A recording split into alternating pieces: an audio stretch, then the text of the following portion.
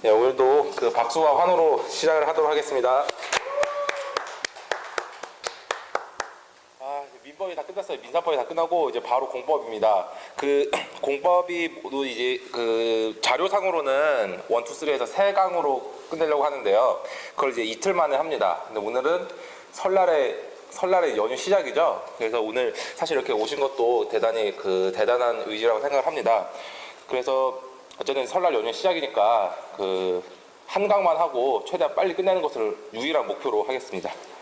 제 지금 유일한 목표는 이것을 최대한 빨리 끝내는 겁니다. 민사사건과 공고사건 구별. 민사사건은 우리가 아는 지금까지 한 거예요. 민사사건. 형사사건이랑 민사사건 얘기는 많이 익숙할 텐데 그거는 뭐 중학생들도 아는 얘기인데, 공법사건은 약간 좀 생소할 겁니다. 이제 행정사건과 헌법사건을 합쳐서 이제 공법사건이라고 해요.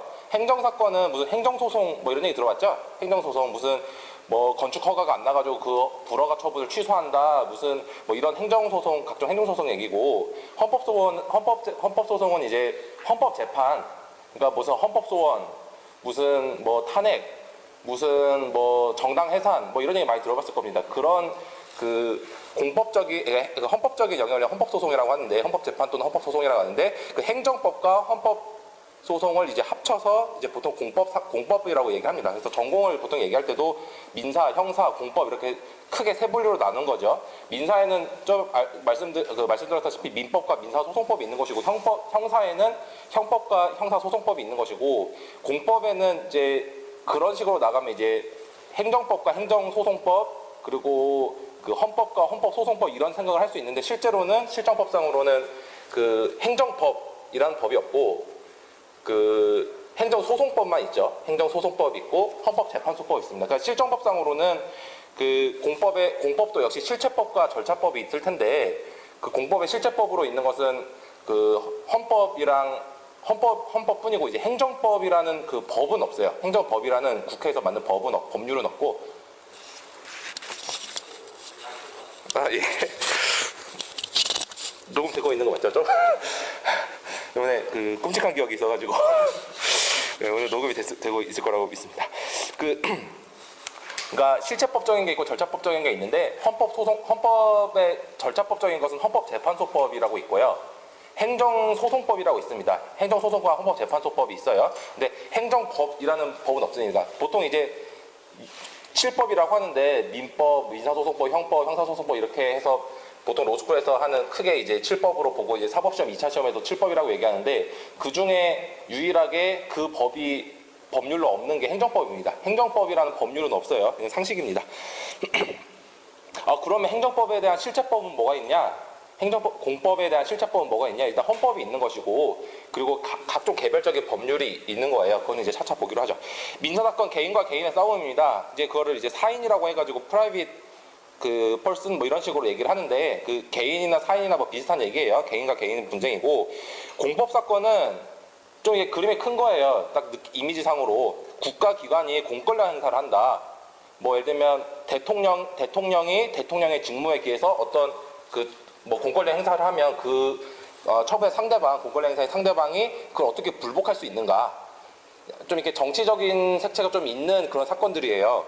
그리고 예를 들면 지금까지는 민사사건이든 형사사건이든 기본적으로 법률이 있으면 그 법률에 대해서는 의문을 갖지 않고 그 법률을 유효하다고 믿고 거기에 따라서 이제 하잖아요. 근데 공법사건에서는 그 법률 자체도 의문을 품을 수 있는 거예요. 이 법률이 헌법 질서에 안 맞는 법이다. 뭐라고 해요? 위헌인 법률이라고 하죠. 그러니까 국가기관의 공권력 행사랑, 그리고 예를 들면 법률 이런 거에 대해서 막 다투는 겁니다. 그리고 더 나아가서 뭐 예를 들면 지방자치단체들끼리도 싸우는 경우가 있거든요. 예를 들면 서울특별시 vs 뭐 강남구 이런 식으로 지방자치단체들끼리 싸우는 경우도 있어요. 그것도 다 넓게 이제 공법사건에 들어갑니다.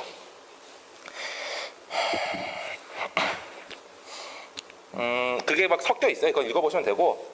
자, 굉장히 중요한 개념이에요. 이거는 모든 법 공부의 완전 출발점이긴 한데, 지금까지 민법에서는 특별히 문제가 안 됐기 때문에 이제 공법에서 얘기를 하는 겁니다.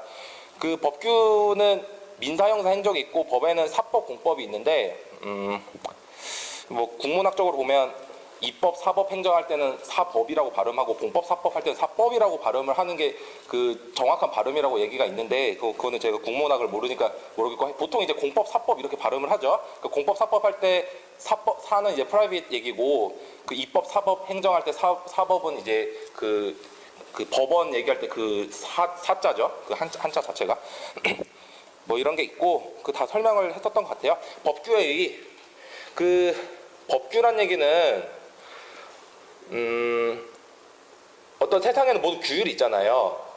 예를 들면 뭐 동아리도 회칙이 있고 법률이 있고 헌법도 있고 뭐 지방자치단체의 조례도 있고 각종 규율이 있습니다. 뭐 동아리 회칙도 이런 것도 다 규율인데 그 규율 중에서도 일단 법률이랑 동아리 회칙은 뭔가 다를 것 같다는 생각이 들죠.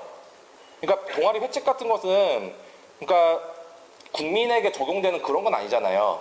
그러니까 외부적으로 국민을 규율하는 힘이 있는 그 어떤 규율을 법규라고 합니다. 아주 중요한 개념이에요. 법규. 법규 발음을 잘해야죠. 그 어떤 규율이 있는데 규율이 법규성이라는 그 성질을 갖는 것이 이제 법규예요. 규율 중에서도 뭐 동아리 회칙, 법률 어쩌고저쩌고 각종 것들이 있는데 그 중에 법규성 이제 이것을 영어로 번역을 할 때 보통 제일 많이 쓰는 게 enforcement거든요. enforcement라는 얘기는 그 법규성을 이제 enforcement라고 얘기를 하는데 이게 대외적으로 국민을 일반 제너럴한 국민을 모든 국민에게 강제되는 것이에요. 그러니까 모든 국민의 권리 의무에 영향을 끼치는 대외적인 힘이 있는 것을 법규성이라고 얘기를 합니다. 법규성이라고 얘기를 하는데 그렇게 법규성을 갖춘 그 규율을 법규라고 얘기를 하는 거예요. 대표적인 예로 법률이 있어요. 법률. 국회에서 만든 법률 있고 예를 들면 식품위생법은 법률이거든요. 이게 법규성이 있는 것이고 예를 들면 또 많이 들어봤겠지만 식품위생법 시행령 이런 말 들어봤을 거예요. 뭐 식품위생법 시행령 어쩌고저쩌고 해서 뭐가 있다. 식품위생법 시행규칙에서 어쩌고저쩌고 있다. 그 나중에 배우겠지만 이제 시행령 같은 경우는 대통령이 만든 행정입법이고 시행규칙 같은 거는 그 행정각부의 장이 만든 그 뭐 예를 들면 환경부 장관 뭐 무슨 부 장관 이렇게 장관이 만든 그 이제 시행규칙이라고 얘기를 하는데 이건 국민이 생각하기에 다 법이라고 느끼는 거예요. 예를 들어 식품위생법 시행령, 식품위생법 시행규칙에 뭐 그 어떤 규율이 있으면 누구나 그걸 다 따라야 되는 거예요. 기본적으로. 그러니까 법규성이 다 있는 거예요. 법률, 무슨 법 시행령, 무슨 법 시행규칙 이런 거 모두 다 법규성이 있는 겁니다. 나중에 또 얘기를 하겠지만 이에 비해서 무슨 예규, 훈령, 뭐 무슨 고시 이게 행정고시 할 때 그 고시가 아니라 그 고시 뭐 그 내부 지침 같은 거 할 때 이제 고시라고 이름을 붙이는 거죠. 네이밍을 이제 고시라고 하는 예규, 훈령, 고시 뭐 각종 이렇게 이름을 붙이는 규율이 있어요. 이런 것들은 예를 들면 어떤 그 행정기관 같은 게 있을 때 그 내부에서 일종의 자기네들의 지침입니다. 자기네들의 업무 수행 지침 같은 거예요. 뭐 지침이라는 명칭을 갖게 돼요. 뭐뭐뭐 지침, 뭐뭐뭐 예규, 뭐뭐뭐 훈령, 뭐뭐뭐 고시 이런 지침, 예규, 훈령, 고시 같은 경우는 국민에게 적용되는 게 아니라 예를 들면 그 해당 행정기관 내에서 자기네들의 그 업무 처리 지침이라고요. 이것은 뭐 이게 행정기관이 원래 막 재량 같은 게 있을 텐데 그 재량 같은 것을 그 약간 뭐 그 널뛰기식으로 막 아무렇게나 하면 안 되기 때문에 이릉에 자기네들 기준을 마련한 거예요. 그 이 지침, 예규, 훈령, 고시 같은 경우는 법규가 아닙니다. 왜 법규가 아니냐? 법규성이 없는 규율이라서 그래요. 그게 무슨 말이냐? 국민을 대외적으로 국민을 구속해서 국민의 권리 의무에 변화를 주는 그런 규율이 아니다라는 겁니다. 굉장히 중요한 개념을 얘기했습니다. 자, 법규는 그 법규성이 있는 규율이다 이렇게 생각하시면 되고 법규에는 이제 헌법이 있어요. 헌법이 뭔지는 설명 안 해도 되죠. 뭐 다 아시는 거고 헌법 아래 뭐가 있습니까? 헌법 아래 법률 있죠. 헌법 아래 법률 있고 법률 밑에 이제 명령 있고 조례 규칙 뭐 이런 게 있습니다. 조례 규칙 명령 이런 말 다 들어봤을 거예요. 그러니까 기본적으로 정상적인 그 고교 과정을 거쳤으면 이런 얘기는 다 들어봤어야 되는데 정확한 그 개념은 알고 있는 고등학생은 거의 없습니다. 선생님한테 막 물어봐도 그런 거 묻지 말고 그냥 외워 뭐 이런 식으로 하고 잘 몰라요. 그걸 전문적으로 하지 않으면. 그러니까 그 헌법 법률 명령을 법령이라고 얘기를 합니다. 물론 이거 데피니션의 차이인데 그 법률과 명령만을 법령이라고 부르는 그 용례도 있고 헌법 법률 명령을 모두 법령이라고 얘기하는 용례도 있기 때문에 제가 여기 살짝 이렇게 걸쳐서 그린 겁니다. 조례 규칙은 자치법규라고 해요. 자치법규라고 하면 딱 뭐가 떠오르죠? 지자체. 뭐 서울특별시 조례, 서울특별시 규칙 뭐 이런 게 있잖아요. 그게 이제 자치법규입니다. 지자체에서 만든 거. 지자체에서 만든 조례나 규칙 이런 것도 법규성이 있어요. 대표적으로 그 어제 강의를 했는데 예를 들면 부동산 중개업자에게 이제 중개 수수료 한도를 정해놨는데 그걸 법률에서 다 일일이 정할 수 없잖아요. 그렇기 때문에 법률이 그 대강을 정한 다음에 구체적인 것은 각 그 지방자치단체의 실정에 맞게 지방자치단체에 위임을 해놨어요. 부동산 그 중개 수수료의 상한을. 그쵸? 거기서 나온 게 서울특별시 조례에서는 뭐 예를 들면 매매가 6억 이상은 뭐 그 매매 가액의 0.9%까지 뭐 이게 상한을 설정하고 그런 그 각 지자체에 그런 규율이 있을 거 아니에요. 그때 본 게 이제 조례예요. 민사법 입문 그 11강에 보시면 거기 서울특별시 조례가 있을 겁니다. 그것도 법이란 얘기예요. 법규성이 있는 법이란 얘기입니다. 지방자치단체에서 만든 거. 상위에 이제 그 법률이 있고 법률에서 그걸 일일이 정할 수 없기 때문에 지자체 실정에 맞게 지자체에서 정하도록 했는데 그게 바로 이제 조례나 규칙 같은 거예요. 조례는 뭐냐면 조례는 지자체에서 만든 거고요. 그 지자체 정확히는 지자체 의회, 지방의회가 있잖아요. 뭐 이 개념 다 아실 테지만 지자체에 있으면 예를 들어 서울특별시를 보죠. 서울시 같은 서울특별시 광역지자체 같은 걸 보면 서울시장 있죠. 시장 있고 서울시 의회가 있습니다. 서울시장을 이제 지방자치 단체장이라고 보통 얘기를 하고 단체장 그리고 서울특별시 의회 같은 건 지방의회입니다. 단체장과 지방의회가 있는데 그 한마디로 의회에서 만든 서울시의 규범이 바로 이제 조례고요. 서울시 조례는 의회에서 만들어요. 그러니까 여기도 지방의원들이 있죠. 그러니까 국회에 여의도에 국회의원이 있는 것처럼 지자체에도 그 서울시 의원들이 있잖아요. 그 의원들이 지방의원들이 그 회의체가 이제 지방의회인데 거기서 만든 게 이제 조례. 그리고 단체장, 서울시장이 만든 게 규칙입니다. 조례와 규칙. 이것도 이제 지방자치단체에서 만든 법규라고 해가지고 자치법규라고 얘기를 하는데 조례는 그 서울시에서 만든 거고 의회에서 만든 거고 그리고 규칙은 단체장이 만든 거예요. 법률은 당연히 국회에서 만들죠. 이거 뭐 설명할 필요 없고 명령은 행정입법이라고 들어보셨죠? 그러니까 국회에서 모든 걸 다 만들 수 없기 때문에 행정부에서도 입법을 합니다. 행정부에서도 입법을 하는데 대통령이 입법하는 게 대통령령이고 그 총리가 입법하는 게 총리령이고 그리고 그 행정각부장이 입법하는 게 부령인데 총리령은 사실 실무상 잘 없어요. 총리령은 거의 없고 다 이제 대통령령과 그 부령 이렇게만 있습니다. 그 실무상 거의 대부분 총리령이 있긴 있는데 거의 없어요. 거의 없고 그래서 대통령령과 이제 부령만 얘기를 할 겁니다. 그 두 가지를 명령이라고 얘기를 해요. 명령에는 대통령령, 총리령, 부령이 있는데 보통 이제 대통령령과 부령을 얘기한다 이렇게 생각하시면 됩니다. 헌법 봅시다.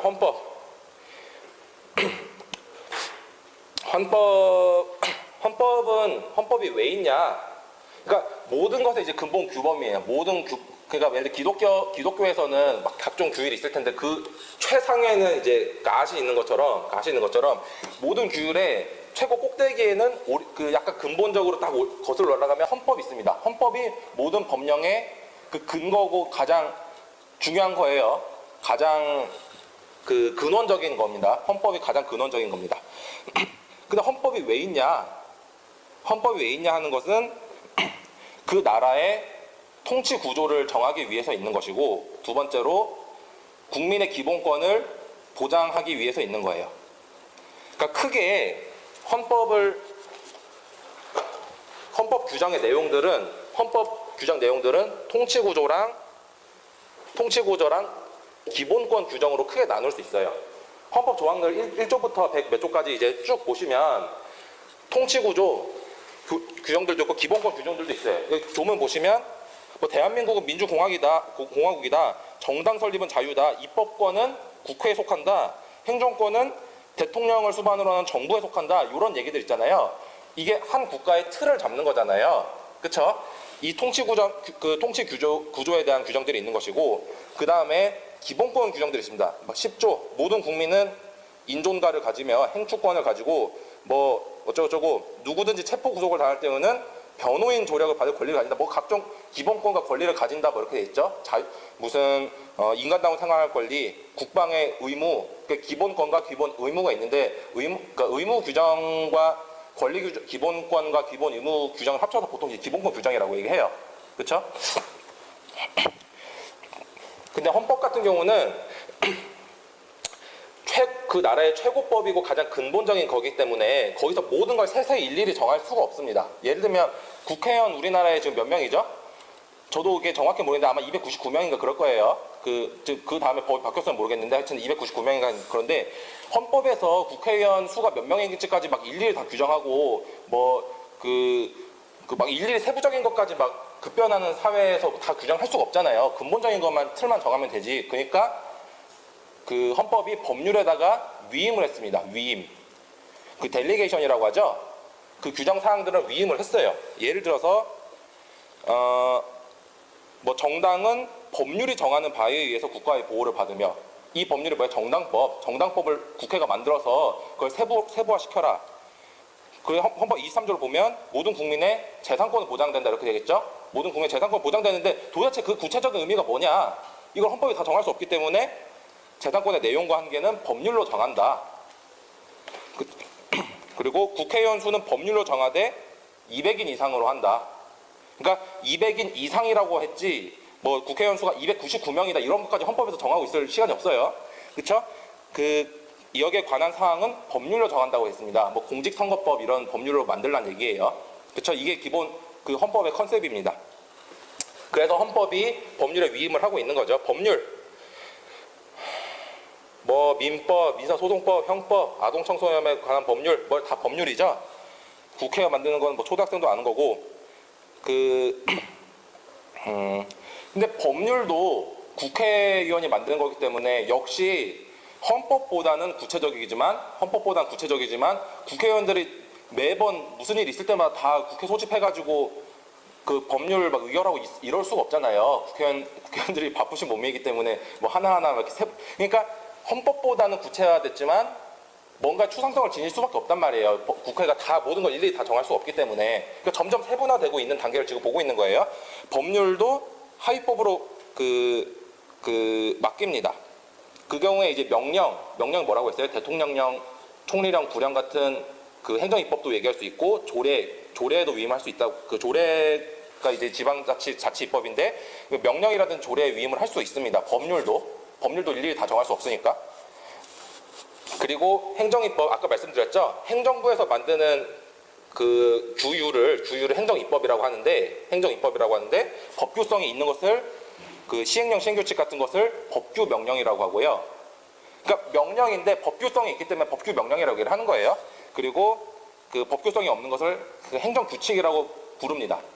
법규 명령, 행정규칙 이런 강학상 용어예요. 강학상 용어고 그 법규 명령으로 이제 실정법상으로는 시행령, 시행규칙 이런 게 있다는 거고 행정규칙의 그 실무상 것은 이제 지침, 예규, 교시 이런 게 있다는 얘기입니다.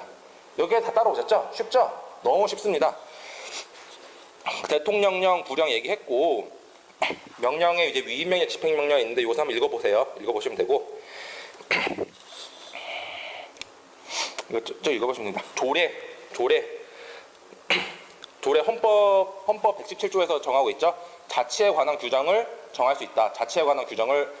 자치입법인데 지방자치단체가 정하는 거라서 그 헌법 117조 1항 보면 지방자치단체는이라고 돼 있어요. 단체는 자치에 관한 규정을 제정할 수 있다. 그 바로 자치에 관한 규정, 그 단체가 제정하는 자치에 관한 규정이 바로 조례입니다. 단체장이 하는 것은 규칙이라고 했죠. 지방자치단체가 하는 것은, 즉 지방의회가 하는 것은 자치에 관한 규정입니다. 그러니까 그 지방의회가 만드는 게 지방자치단체가 만드는 거예요. 그리고 요것도 보시면 요것도 이거 읽어보시면 돼요. 요것을 설명하면 규칙 같은 경우는 아까 말씀드렸다시피 그 단체장이 만드는 겁니다. 서울시장이 만드는 거. 그리고 예를 들면 여기 무슨 구죠? 무슨 구입니까? 여기 무슨 구죠? 동작구죠. 동작구도 구청장이 있고 동작구의회가 있죠. 광역단체 지자체가 크게 두 종류로 나뉘는데 그 광역 지자체가 있고 기초 지자체가 있죠. 광역 지자체 같은 경우 지자체가 쉽게 말해 이제 큰 거 얘기하는 거고 기초 지자체는 작은 거 얘기하는 거잖아요. 광역 지자체 예를 들면 경상남도, 뭐 강원도 아니면 서울특별시, 특별시 광역시나 특별시 같은 경우는 그 광역 지자체입니다. 그리고 도도 다 무슨 도도 광역 지자체예요. 이에 비해서 그 특별시나 광역시에는 구가 있잖아요. 특별시나 광역시 안에 구, 예를 들면 뭐 성산구는 서울에 없죠. 제가 옛날 창원에 살아가지고 뭐 예를 들면 성동구 뭐 이렇게 관악구, 서초구 이런 거 있잖아요. 그러니까 광역시나 특별시 안에 있는 구, 이런 구는 그 자치구라고 얘기합니다. 지방자치단체로서의 구예요. 그러니까 광역시 특별시 안에 있는 구는 기초지자체로서의 구고, 그리고 경상남도에는 뭐가 있죠? 경상남도에 예를 들면 그 창원시가 있죠. 창원시 도 안에 있는 시는 기초지자체입니다. 그러니까 이거는 상식적인 얘기죠. 경상남도 안에 있는 시는 기초지자체고 경상남도는 광역지자체고, 그리고 서울특별시나 뭐 대전광역시, 부산광역시 같은 그런 특별시나 광역시 같은 경우는 그 자체가 이제 광역이고 그 안에 있는 구들은 기초예요. 그러면 창원시 안에 예를 들면 창원시 안에 그 뭐 마산 어쩌고 구가 있다고 해봅시다. 창원시 안에 있는 구. 요것은 지방자치단체가 아니에요. 창원시 안에 있는 구는 지자체가 아니라 그냥 그 행정구역으로서의 그 구일 뿐입니다. 그러니까 결론적으로 동작구청장은 이제 기초지자체의 장이고요. 그리고 그 창원시 안에 있는 마포 어쩌고 구의 그 장은 기초지자체가 아니기 때문에 거기 기초지자체장이 아니에요. 그냥 공무원이 들어가는 겁니다. 그냥 이해되시죠? 그렇죠? 고향 어디예요? 고향? 진주시장 뭡니까? 진주시장 지자체장이죠. 그 경남도지사 광역지자체장이죠. 그렇죠? 광역단체장이죠. 조약 여기 내용 다 읽어보세요. 중요하지 않아서가 아니라 설날이 다가왔고 그리고 그 읽어보면 그냥 알 수 있는 내용이기 때문에 넘어가는 거예요. 굉장히 중요한 내용 써놨습니다. 조약은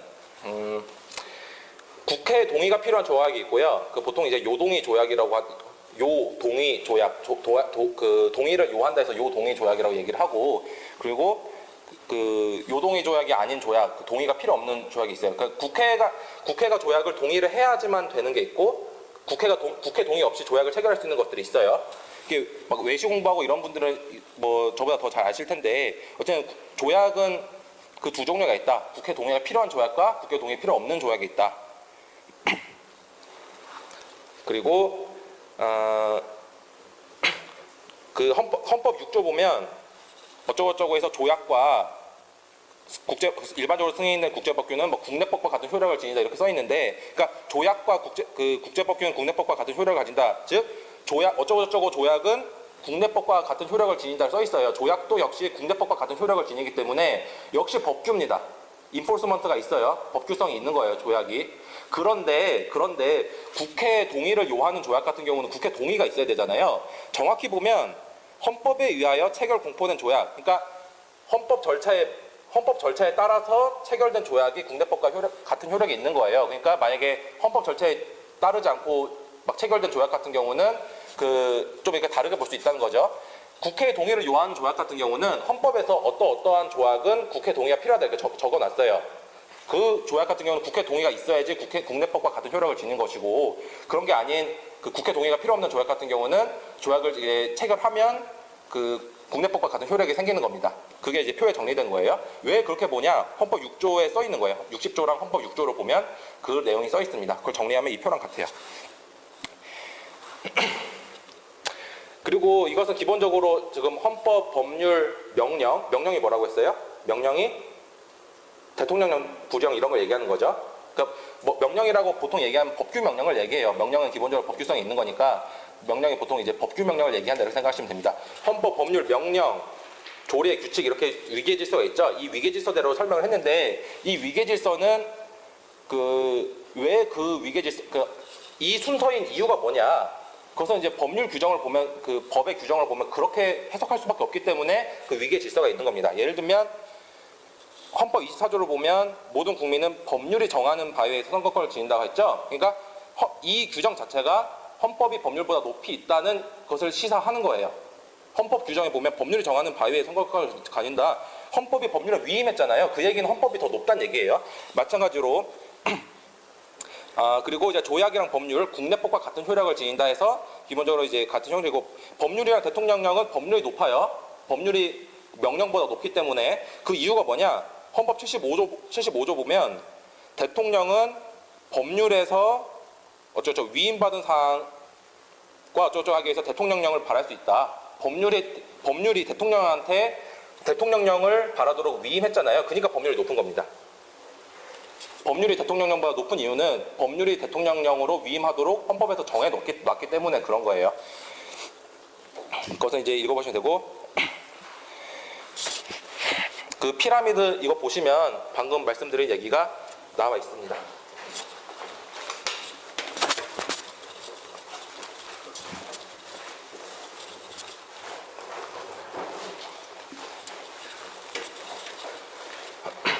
요거를 외우는 게 아니라 이해하시면 돼요. 방금 설명드린 거 이해하시면 되고, 빨리 나가는 이유는 뒤에 할 게 많기 때문에 그래요.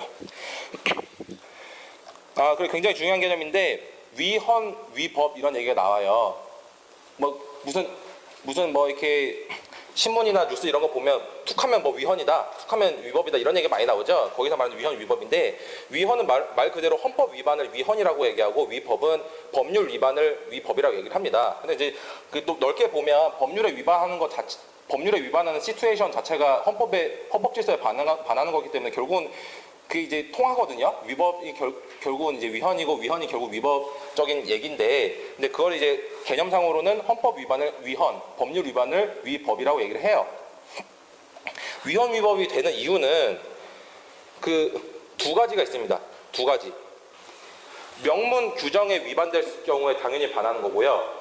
명문 규정은 없는데 어떠한 법 원리, 뭐 신뢰 보호의 원칙, 무슨 원리, 무슨 원리 있잖아요. 소급입법 금지 원칙, 뭐 이런 법 원리에 반해 가지고 위헌, 위법이 되는 경우가 있고, 보통 신뢰 보호 원칙에 반하는 법률 가지고는 뭐 위헌이 법률이다 이렇게 얘기하잖아요. 그것처럼 법 원리에 반해서 위헌, 위법이 되는 경우가 있고, 법률 규정에 정면으로 반해 가지고 위헌, 위법이 되는 경우가 있어요. 예를 들면 국회의원 수를, 그 헌법이 뭐라고 했어요? 헌법이 법률이, 그러니까 200명 이상에서 법률이 정한다 이렇게 헌법에 정해놨는데, 국회의원이 법률을, 예를 들면 국회의원 수를 우리끼리 해먹자 해가지고 예를 들면 막 180명으로 국회의원 수를, 그 국회법이 이제 국회의원 수를 180명을 정했다. 이건 헌법, 상위법인 헌법에서 말하고 있는 거에 정면으로 반하잖아요. 200명 이상으로 입법하라고 했는데 그 법률에서 어떻게 180명 입법합니까? 그건 말이 안 되는 거죠. 그것은 위헌이에요. 헌법에 반하니까, 명문 규정에 반하니까.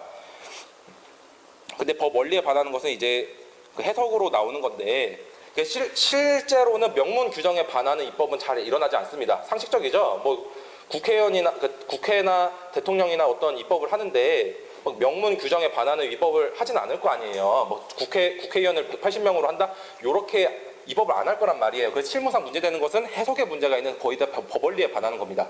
법 원리 대표적인 걸로 신뢰보호 원칙이 있는데, 자, 이건 저 1년 후배들한테 적용되는 얘기인데, 사법시험을 공부하고 막 사법 연수원에 입소할 때는 성적이 아주 좋으면 연수원 마칠 때는 판사로 임관이 될 수 있다, 그런 상황이었어요. 그러니까 여러 가지 이제 그 그 경제학적으로 말하면 기회비용을 지출해가지고 사법시험을 공부해가지고 그 사법연수원에 입소를 했는데 갑자기 다니고 있는 중에 너네부터는 그 1등 해도 법관으로 안 시켜주겠다. 법이 바뀌어가지고 이렇게 법이 바뀌는 거예요. 그러니까 법원조치법이 바뀌어가지고 그런 시츄에이션이 되니까 지금 나 법원 가려고 여기 사법시험 공부해가지고 여기 왔는데 갑자기 법이 바뀌어버려서 이거 내 신뢰를 침해한다.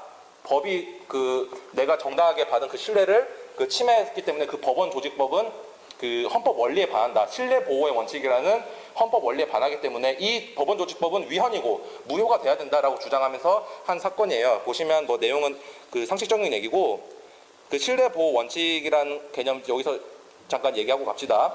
그 헌법 원칙은 여러 가지가 있는데 그 중에 대표적인 게 신뢰 보호 원칙이 있어요. 신뢰 보호 원칙은 헌법상 원칙으로서 이게 뭐예요? 신뢰 보호 원칙에 반하는 시츄에이션이나 어떤 법률은 위헌이라는 얘기를 여기서 간접적으로 얘기를 하는 겁니다. 과거에 사실관계가 생긴 뒤에 새로운 법률의 기준에 따라서 판단되지 않는다는 국민의 신뢰를 보호하기 위한 것이다. 이 신뢰 보호 원칙에 대해 설명을 한 거예요. 이 사건 심판 대상 조항은 그 신뢰를 그 보호받는 신뢰를 침해한 거기 때문에 이 조항은 너네 그 42기들이거든요. 이 연수원 42기들인데 42기들한테까지 적용하는 한 위헌이다라는 취지의 그 헌법 결정입니다. 그러니까 그 법원조직법 규정이 헌법의 명문 규정에 반하진 않아요. 법원조직법 규정에 거기에 뭐 헌법에 뭐 이런 사람들은 그 무조건 판사를 임관해야 된다 이런 그 헌법 명문 규정은 없잖아요. 그 명문 규정에 반하진 않지만 헌법 원리인 그 신뢰 보호 원칙에 기초 해석을 했을 때는 그 법원 조직법이 그 헌법 원리에 반하기 때문에 위헌이라는 겁니다. 그러니까 중요한 것은 위헌이나 위법이 되는 사유는 법 원리에 위반돼 가지고 위법이 된 사유들이 그 경우가 굉장히 많다는 거예요. 그리고 그 판단은 사람마다 다를 거 아니에요. 어떤 사람은 이것은 신뢰 보호 원칙에 반하지 않는다. 어떤 사람들은 이게 신뢰 보호 원칙에 반한다. 이렇게 사람마다 판단이 다르기 때문에 그것을 판단하는 기관과 재판하는 법과 그런 절차가 필요하다. 그게 바로 공법 중에서 위헌법률 심판 그 절차입니다. 헌법소원이나 위헌법률 심판 절차예요. 헌법재판소가 그래서 있는 거죠. 그리고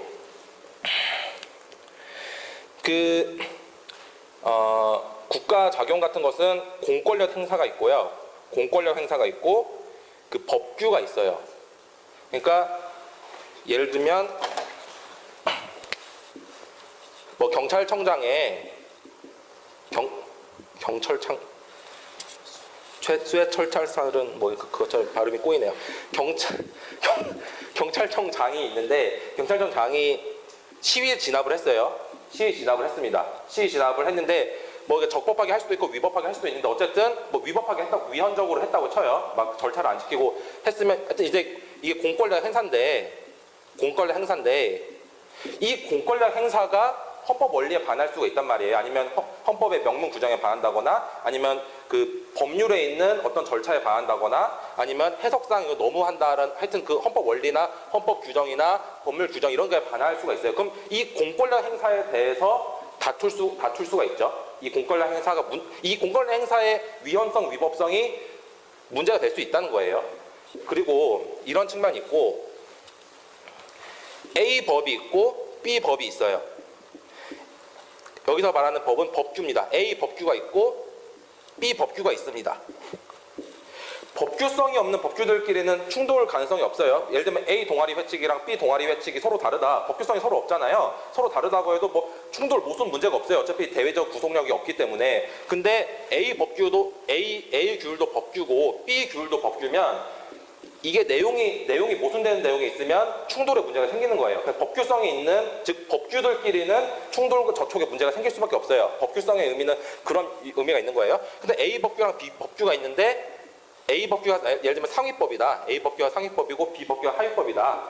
헌법이고 법률, 아니면 법률이고 명령, 아니면 법률이고 조례, 법률이고 규칙, 조례고 규칙, 뭐 이런 식으로 상위법과 하위법이 있는데 상위법과 하위법의 내용이 배치된다. 이 경우 이 B라는 하위법이 상위법에 반하는 문제가 생기잖아요. 그러니까 크게 두 가지예요. 첫 번째, 어떤 공권력 작용, 공권력 행사가 위헌 위법이 문제되는 국면이 있고요. 법규가 상위법에 배치되는 그런 문제가 생겨요. 이 법규가 상위법에 배치된다는 얘기는 명문 규정에 반해서일 수도 있고 헌법 원리나 법률 원리에 반해서일 수도 있어요. 그건 아까 말씀드렸다시피 그 두 가지 중에 하나일 텐데 대부분은 헌법 원리나 법률 원리 이런 법 원리에 반해서인 경우가 많다고 했죠. 이 경우든 위헌이나 위법되는 게 법 원리에 반해서 위헌 위법이 된 경우가 많은데 어쨌든 그 국면은 법규들 사이에 하위법이 상위법에 반하는 것이라든지 아니면 공권력 행사 작용이 그 법이나 아니면 법 원리에 반한다든지 그런 국면이 있다는 얘기예요. 이해되시죠? 그 통제를 해야 되는 것은 당연하죠. 공권력 통제, 이 공권력 작용에 대해서 다투게 하는 것이 바로 공권력 통제고요. 법규 그 규범에 대해서 이게 법 원리에 반하든지 상위법에 반하든지 해서 어쨌든 이 규범에 대해서 이 모순 저촉을 바로잡는 것을 규범 통제라고 합니다. 그래서 크게 두 가지예요. 헌법적인 통제는 공권력 통제 유형과 규범 통제 유형으로 나뉜다는 얘기입니다. 공권력 통제의 대표적인 케이스가 행정소송 중에서 이제 취소소송 나중에 배울 거예요. 취소소송 이런 게 대표적인 거고 공권력 통제 중에서 또 대표적인 게 헌법소원 이런 게 대표적이고 규범 통제 중에 대표적인 게 위헌법률 심판입니다. 위헌법률 심판. 그리고 나중에 배우겠지만 명령규칙의 위헌 위법 심사하는 그런 제도도 있어요. 그러니까 규범 통제는 말 그대로 규범을 통제하는 거고 위헌법률 심판 같은 거. 공권력 통제는 공권력 행사 작용을 통제하는 것이다 라는 겁니다.